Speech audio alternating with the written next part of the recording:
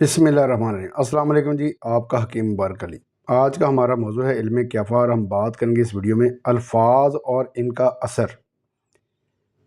اس سے پہلے کہ ہم اپنے موضوع کو شروع کریں، آپ کے علم میں ہوگا کہ لاسٹ ویڈیو میں ہم نے بد و بدی پر بات کی تھی اور ہم نے گلوکار کے نام کے الفاظ پر بات کی تھی جو کہ شخصیت پر اثر رکھتے ہیں۔ اگر آپ نے وہ ویڈیو نہیں دیکھی تو دیکھ لیں، امید ہے آپ کے علم میں اضافہ ہوگا۔ آپ نے کبھی غور کیا ہے کہ جب استاد کہتا ہے کہ لکھیں کتاب، تو آپ کتاب کو اس کاف سے کیوں لکھتے ہیں؟ یہ جو آپ کے سامنے کاف لکھا ہوا ہے، تو آپ اس کاف سے یعنی یہ گول کاف سے کیوں نہیں لکھتے؟ صرف آپ بتا دیں، کبھی غور کیا آپ نے؟ اسی طرح سے اگر استاد کہتا ہے کہ لکھیں کتا، تو آپ نے اس کو گول کاف سے کتا کیوں لکھا؟ بتائیں، کیوں نہیں لکھا؟ آپ نے اس کو دوسرے کاف سے کتا کیوں لکھا؟ آپ نے کبھی غور کیا ہے؟ تو جناب میں تھوڑا سا آپ کو بتا دیتا ہوں کہ یہ کاف کتے والا ہے اور یہ کاف کینچی والا ہے۔ اب آپ کہیں گے کہ کتے والا کاف اس طرح کیوں ہے، کیوں لکھتے ہیں؟ تو جناب آپ کو میں بتا دیتا ہوں کہ اگر آپ نے کتا غور سے دیکھا ہے بیٹھا ہوا، تو جناب کاف کو بھی غور سے دیکھ لیں، اور اسی طرح سے اگر آپ نے درزی کی دکان پر یا گھر میں کینچی غور سے دیکھی ہے، تو جناب کاف کو بھی دیکھ لیں۔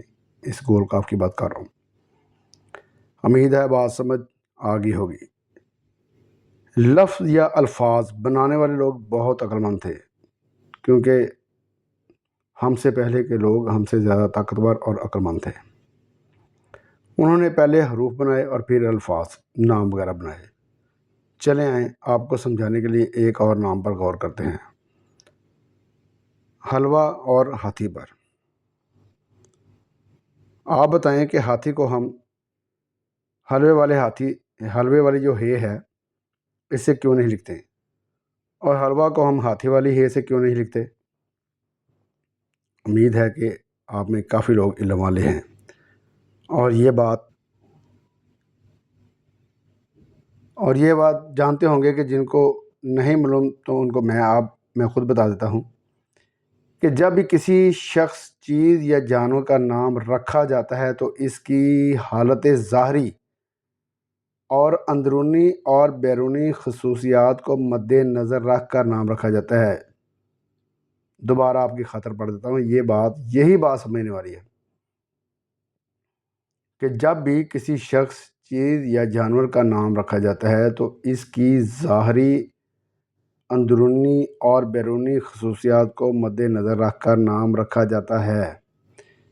میں نے آپ کو بہت بڑی بات سمجھا دی، اگر آپ کو سمجھ آ جائے، اور اگر نہیں سمجھ آئی تو جناب ہاتھی لکھ کر ہاتھی کے سامنے کھڑے ہو جائیں اور غور کر لیں، اور اسی طرح گھر میں حلوہ پکا کر غور کر لیں۔ اور اگر آپ لوگوں کے پاس ٹائم نہیں ہے تو پھر میری ویڈیوز کو دیکھتے جائیں، امید ہے سمجھ آ جائے گی۔ اسی طرح ہم جو انسانوں کے نام رکھ لیتے ہیں بغیر سوچے سمجھے، ان کا اپنا ایک اثر ہوتا ہے۔ اگر اثر نہ ہوتا تو آپ کسی شخص کی بکواس سن کر کبھی نہ کہتے کہ یہ کتے کی طرح بھونک رہا ہے۔ آپ نے غور کیا کہ انسان کو ہم نے کتے کے ساتھ مشابہت دے دی، اس کی ایک فضول عادت کی وجہ سے۔ آپ نے سوچا کہ ہم نے ایک انسان کو جانور کیوں بنا دیا؟ جی جناب، آپ نے غور کیا؟ اگر آپ غور نہیں کر سکتے تو نہ کریں، میں آپ کو بتاتا جاؤں گا، آپ بس ویڈیو دیکھتے جائیں۔ اگلی ویڈیو میں ہم ملتے ہیں اور ہم بات کرتے ہیں کہ نام کا شخصیت پر کیا اثر ہوتا ہے، اور وہ نام ہیں عمران خان اور عاصم منیر صاحب۔